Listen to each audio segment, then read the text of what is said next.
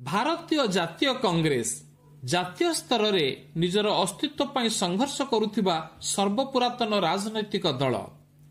ଓଡ଼ିଶାରେ ପରିସ୍ଥିତି ବି ତଦ୍ରୁପ। 2000 ମସିହାରେ କ୍ଷମତାରୁ ଯିବା ପରଠୁ କ୍ରମାଗତ ଭାବରେ ସ୍ଥିତି ବିପନ୍ନ ହେବାରେ ଲାଗିଛି। 2019ରେ 2 ଅଙ୍କ ଛୁଇଁ ପାରିନଥିବା କଂଗ୍ରେସ ଅର୍ଥାତ୍ ମାତ୍ର 9ଟି ଆସନରେ ବିଜୟ ଲାଭ କରିଥିବା କଂଗ୍ରେସ 2024ରେ ବିଜେପି ବିଜେଡି ସିଧାସଳଖ ଦ୍ୱିମୁଖୀ ପ୍ରତିଦ୍ୱନ୍ଦିତାରେ 14 ବିଧାୟକ ସହ ତୃତୀୟ ବୃହତ୍ତମ ଦଳ ଭାବେ ଉଭା ହୋଇଛି। ରାଷ୍ଟ୍ରବାଦ ଏବଂ ଜାତୀୟତା ଆଦି ପ୍ରସଙ୍ଗକୁ ନେଇ ପଛଘୁଞ୍ଚା ଦେଉଥିବା କଂଗ୍ରେସ ଓଡ଼ିଶାରେ ନେତୃତ୍ୱ ସଙ୍କଟ ସହ ଲୋକଙ୍କ ଆସ୍ଥା ଏବଂ ଅର୍ଥନୈତିକ ଦୃଷ୍ଟିକୋଣରୁ ପରିଚାଳନାଗତ ସଙ୍କଟ ଦେଇ ଗତି କରୁଛି।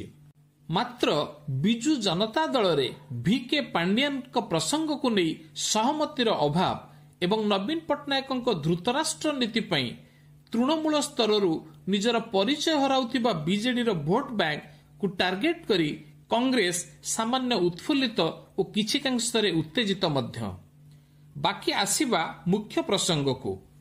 କଂଗ୍ରେସର 14 ବିଧାୟକ ଥିବା ସତ୍ତ୍ୱେ ହାସ୍ୟାସ୍ପଦ ଲାଗୁଥିଲେ ବି କଂଗ୍ରେସ ଏକକ ସଂଖ୍ୟାଗରିଷ୍ଠ ଦଳ ଭାରତୀୟ ଜନତା ପାର୍ଟି ବିପକ୍ଷରେ ଆଣିଛି ବିଧାନସଭାରେ ଅନାସ୍ଥା ପ୍ରସ୍ତାବ।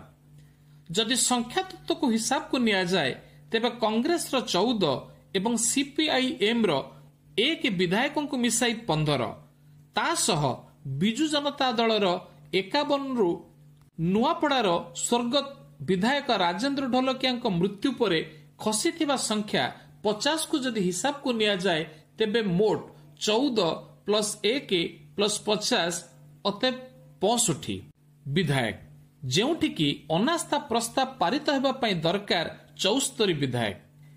ଭାରତୀୟ ଜନତା ପାର୍ଟିର 75 ଏବଂ 3 ସ୍ୱାଧୀନ ବିଧାୟକଙ୍କୁ ମିଶାଇ ମୋଟ 78 ବିଧାୟକ ସହ ମୋହନ ମାଝୀଙ୍କ ଲୋକପ୍ରିୟ ସରକାର ବିପକ୍ଷରେ ଏ ଅନାସ୍ଥା ପ୍ରସ୍ତାବ କୌଣସି ମାଇନା ରଖୁନି ହୁଏତ। କିନ୍ତୁ ଅପରପକ୍ଷରେ ବିଜୁ ଜନତା ଦଳ ଏ ପରିସ୍ଥିତିରେ ଯଦି କଂଗ୍ରେସ ସହ ସାମିଲ ହୁଏ ତେବେ ନିଜ ଗୋଡ଼ରେ ନିଜେ କୁରାଢ଼ୀ ମାରିବାଟା ସାର ହେବ। କାହିଁକି ନା ଭାରତୀୟ ଜନତା ପାର୍ଟି ତ ସରକାରୀ ଦଳ। ସ୍ୱାଭାବିକ ଭାବେ ବିରୋଧୀ ଦଳରେ ଫାଟ ସୃଷ୍ଟି ହେବା ଏବଂ ସରକାରୀ ଦଳ ଏହାର ଭରପୁର ଫାଇଦା ନେବା ଭାରତୀୟ ରାଜନୀତିରେ କିଛି ନୂଆ କଥା ନୁହେଁ। ଖାସ୍ କରି ନବୀନ ପଟ୍ଟନାୟକଙ୍କ 24 ବର୍ଷର ସରକାରରେ ବିଶେଷ କରି ବିରୋଧୀ ଦଳ ନେତାଙ୍କଠୁ ନେଇ ପ୍ରମୁଖ ବିରୋଧୀଙ୍କୁ ସରକାରୀ ଦଳକୁ କିପରି ଅଣାଯାଇଛି ତାହା କହିବା ବାହୁଲ୍ୟ ମାତ୍ର।